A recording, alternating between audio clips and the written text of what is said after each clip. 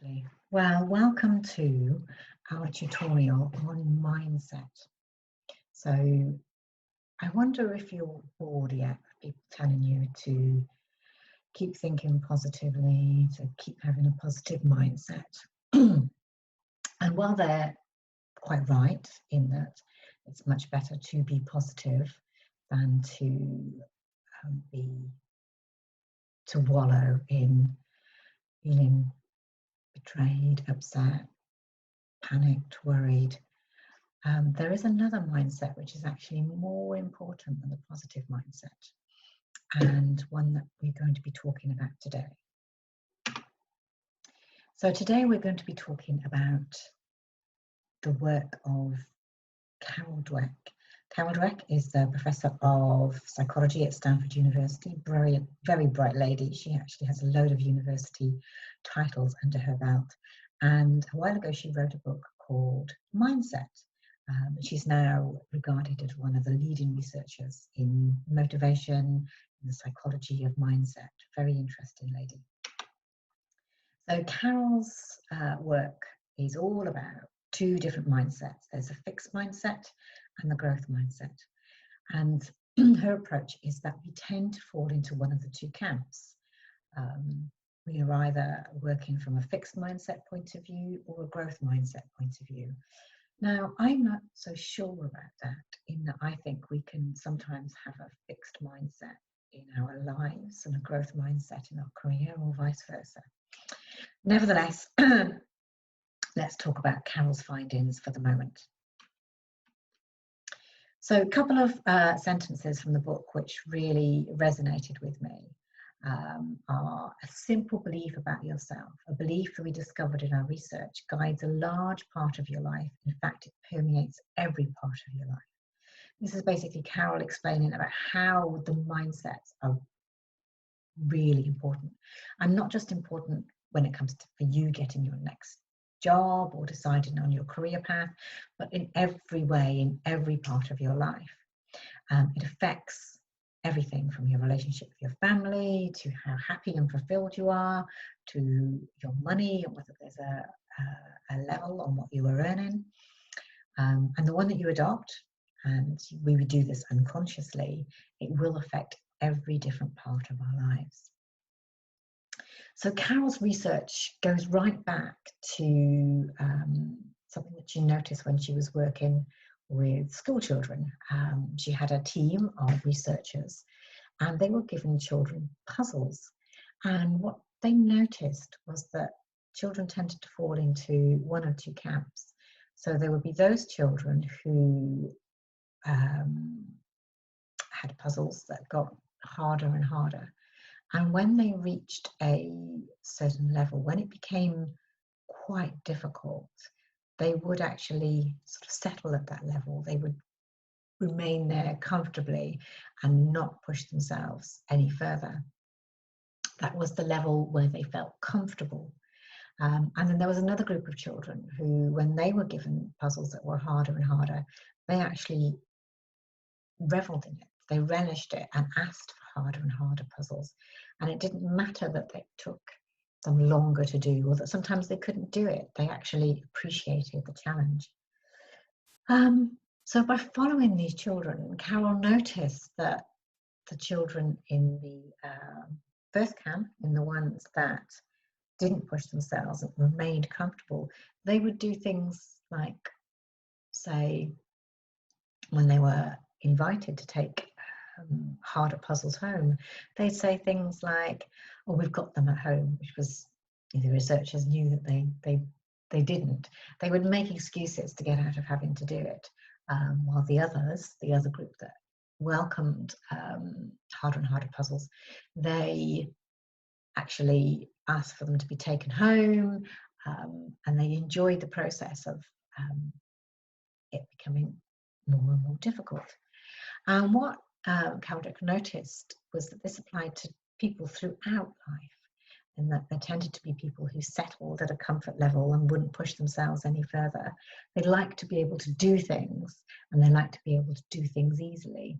And there were those people that actually pushed themselves and liked the challenge of things that were a little bit outside their comfort zone, that were a stretch goal.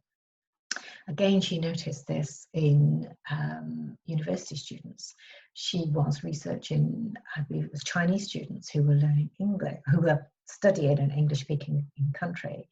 And those students that were offered free English lessons at the university tended to push themselves more than the ones that were offered the free lessons and didn't take them. Okay, so you might say, well, that's not particularly surprising. You either somebody that wants to push themselves and grow, or you're somebody that is quite comfortable and likes to stay where you are.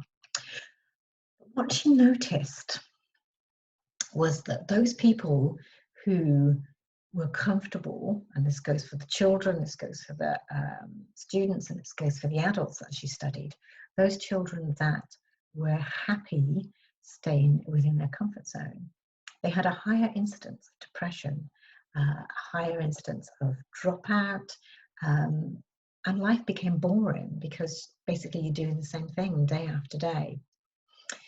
So one way to notice if you fall into this camp, and this is the camp that Dweck calls the fixed mindset, is that you might feel that you need to prove yourself to yourself and others. So you want to be able to master that puzzle. You want to be able to do something easily, which means that you might not try things that don't come easily to you. You are happier being right, even though you haven't learned anything new. So you like to be able to answer questions. You like to be able to provide the solutions. And you stick to your zone of genius. You stick to your area. You hate making mistakes.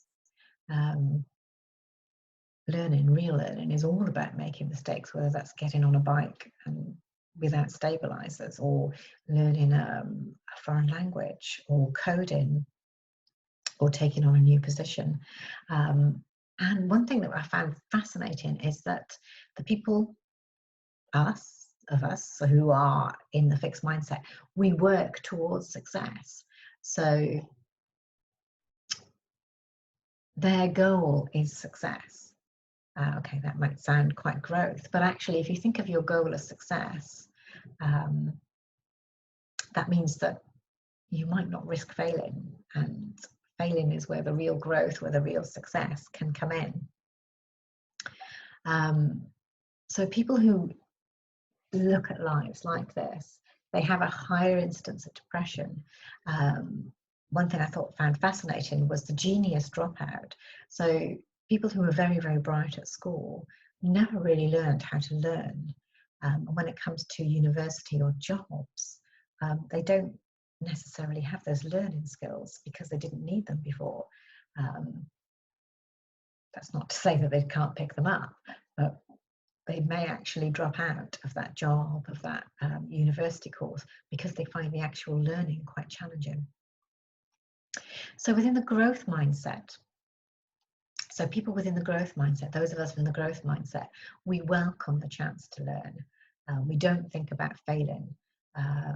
We value the effort over success. This is something that parents out there may find quite interesting. If you want your children to be in the growth mindset, not the fixed mindset, what you need to say to them is, well, congratulations on that result. I saw how much hard work you put into it, rather than, oh, great, you got an A, you got a B, well done. Notice the work, not the result so much. Think of Christopher Reeve. Christopher Reeve, Superman, of course. I mean, he had a horrendous accident and he was told he would never walk again. But he did. He ended up walking. He pushed himself.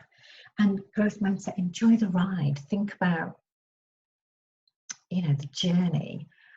If you're setting up a new business, for instance, a lot of life coaches, a lot of business coaches will get you to focus on bringing in that first 20K, aiming for 100K. And if this is very much fixed mindset, because if your definition of success is bringing in 20K and you bring in 19K, you might still feel like a failure. um, where actually the success is the stuff that you do along the way. The success is getting up every day and applying yourself to that business. The success is getting out there and meeting people, making new contacts, all the learning that you're going to do. Now, learning of any type, whether it's learning a tango, whether it is learning a language, whether it is setting up a business or a new job, our brainwaves actually change, and the neuroplasticity, our brain changes, our brain grows, not glows, grows with the more that we learn, the more that we take into it. Fascinating stuff about the growth mindset. So which mindset are you in? So signs that you could be in the fixed mindset is that you are discouraged if you have to put in effort. I know, for instance, I have to admit that I've been learning Italian for years, and I think I have a bit of a fixed mindset approach to it, in that I reach a certain level and then my interest sort of wanes, and it's exactly at that level where it gets really hard. You rely on the same old tactics. You never get new results. So if you keep doing the same things, approaching the same people for jobs, same recruitment agencies, you're never going to get the new results if you don't do something different. You reach a plateau and you can't seem to get past. Well, as I mentioned, that's what happened to my Italian. You stop learning or doing something where it got difficult. I have plenty of clients who I speak to who actually talk about how they've got so far in their career, and I actually stopped pushing themselves when it got difficult. Sometimes it's when it's that move into management. They found the whole people thing a bit overwhelming, managing people, which is very different skill sets to what came before. So they decide to stay in a role which is one where they're comfortable, and they don't push themselves. They don't go on a management course. They don't think about leadership, read leadership books and so on. They stay where they are. And another sign that you're in a fixed mindset is that your friends are all like you. They agree with you. You have the same political ideals, for instance. They have lifestyles that mirror your own. And well, that's great. It's great to have a group of friends that are like-minded friends. You are not going to get into that growth mindset unless you meet people who are different to you. So one point about networking, if you're doing that for a business or for getting back into work or choosing a new career path, is go out there and actively seek out people who are different, who are in different industries, who have different approaches. Diversity isn't just about being fair and ticking boxes. Diversity in our own lives brings us different perspectives, brings us a whole added level of richness to our lives. When it comes to problem solving, it brings other approaches and new ideas. The beautiful thing about growth mindset is that we get fulfillment from the process. So rather than having to reach that goal, we get fulfillment and enjoyment all along, which is one big reason why moving into the growth mindset is a good idea. So the first step is awareness. Find out what mindset you're in, whether it's fixed or growth. And at the end of this presentation, there will be a link for you to actually do the quiz and find out which mindset you are in. As I mentioned before, I believe that you can be in different mindsets in different areas. So you might push yourself when it comes to sports, for instance. Do lots of challenges, try new activities, go bungee jumping and so on, and yet stay quite comfortable in your job. So think about different parts of your life and what mindset you may be in. Actively challenge yourself in all areas of life. Do things you might not do. And that comes down to every day you can try a new dish, cooking, or you can reach out on LinkedIn and approach somebody that you might not normally approach. Create opportunities to learn, even if you won't lose that knowledge in an obvious way. If your friend says, oh, I quite fancy doing this day's course on making cupcakes, and that's just not of interest to you, say yes. Why not say yes? Have some fun, learn something new. Look back at the things in the past that may have bothered you. Old stories, whether it's your breakup, your redundancy, something someone did to you once that you keep in your heart and you've never let go. If it's bothering you, rewrite your life story. Your redundancy becomes a chance for you to grow, a chance for you to find something new that suits you better, a chance for you to downsize. Maybe if your kids have left home and you've been made redundant, this is the chance for you to actually downsize. Perhaps you've been talking about it for years. Now's the opportunity to do it.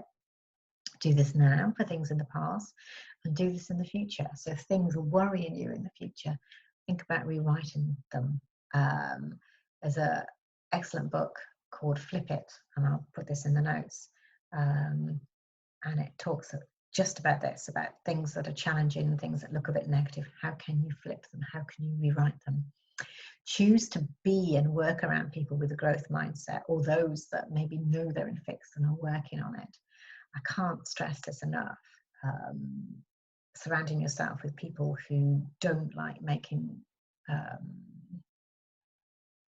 mistakes, who don't like taking risks, will stunt your own growth. Now, this doesn't mean you have to sort of drop all your friends and tell your family you can't spend time with them, but actively seek out those people who are in the growth mindset and be around them. If you're starting a business, connect with entrepreneurs who are almost definitely in the growth mindset. For instance, be upfront about your mistakes, even to yourself. Don't hide your mistakes. So if you've made mistakes in the past, look at them, analyze them. What did you do? What can you learn from them? And then let them go. But do face up to them. Seek to get support and feedback from other people.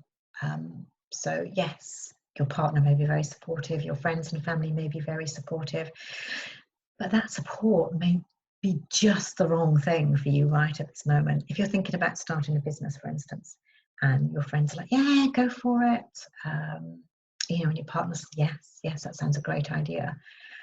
Actually, the people you need to be talking to are the ones that have started business themselves and can give you real feedback on your idea. Whether that's, yeah, that is good. Why don't you do a minimum viable product? Why don't you launch it in a small beta way and see what happens? Or, well, actually, I know somebody that tried that and failed at it. Let me tell you who they are. Let me connect you on LinkedIn, and perhaps you can learn from their experiences. Create your own learning plan. So we all think about career plans and project management for projects that are involved in. Think about your learning as a whole plan for your life and how you are going to learn about new things.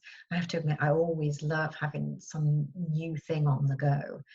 In the past, that has been languages, that has been formal education in the form of my master's. It's been learning how to tango or salsa. I even took a course in learning how to play bridge. Now, if you're in the fixed mindset, then your goal is to master bridge and become a bridge champion or be able to join a bridge club. But actually, I tried bridge and realized perhaps it's not for me at this time. So putting things in your learning plan doesn't mean that you're committed to doing them forever. Think about it as an experiment. Try something, see if it works for you, see if you enjoy it. Another thing you can do is journal. I mean, journaling I find a fascinating process in many areas of life. It can help with personal relationships, it can help with your own growth, it can help with stress, being quite cathartic, it can help with creativity and creative thinking. And one way that you can think about your growth mindset, again, is to journal about things that are happening to you day by day. What are you learning? What did you notice in other people? And also share your stories with other people. Tell your story and learn from them. And the most important thing you can do is don't just look at success as the end result. Look at the way that you are growing as the end result. So let's think about that in terms of changing career. So if you want to move from your past career to a new one, and your end goal is to get a specific job in a specific organization, if that is your fixed goal, then that's the only thing you're going to be thinking about. But someone from a growth mindset will be thinking about all the different things they are learning, all the different people they are meeting, all the different experiences they'll be having along the way, and getting a lot out of that, and recognizing that. So I'd like you to consider what mindset you may be in. Let's stop this sharing.